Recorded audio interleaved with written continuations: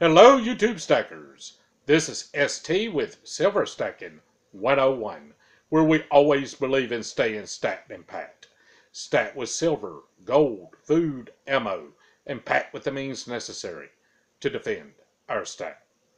This is Chapter 2 of my new book, Wealth Traits, which is to be released September 6, 2018, the second anniversary of this channel. The book is about how successful investors think.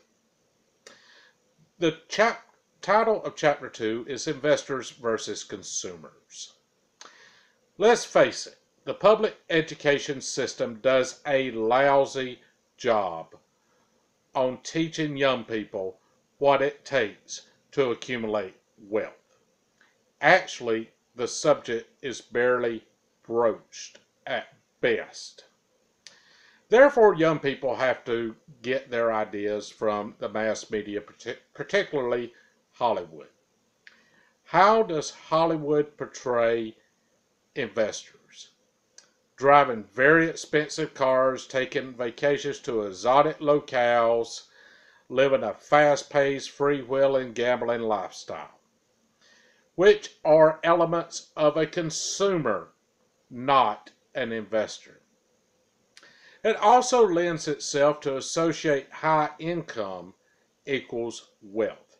High income without the investor mentality just equals a good lifestyle, but not the creation and maintenance of sustainable wealth.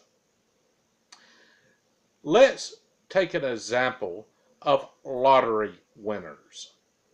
How many times have we seen in the news stories about people who have won the lottery, an enormous amount of money, and a few years later they are actually worse off than before they won the prize? Why is that? Their understanding of the financial arena was so deficient that the extra money they won magnified the deficiencies. Ever wonder why rich people seem to be concerned with every dime? Because they understand lack of vigilance on small matters leads to big problems. High consumption is typically associated with high income. As one's income increases, so does the level of consumption in proportion to, and oftentimes greater than an increase in income. We can see where one's values lie by the choices they make on items that are very visible.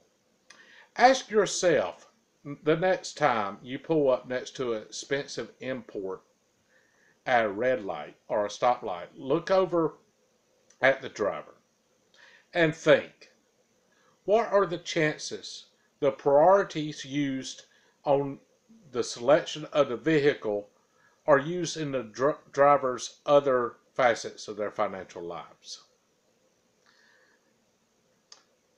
Investors don't have that mindset. Why doesn't the movies show these guys? Well, the school teacher who buys rental property doesn't make for interesting movies. The guy who climbs utility poles and invests his extra money in the stock market, it's not really interested for the movies. But these are the people who build wealth.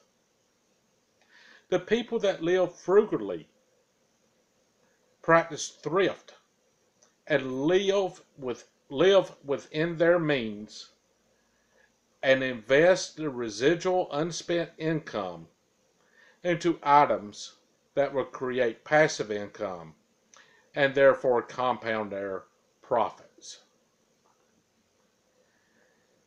Totally different than what the mass media portrays.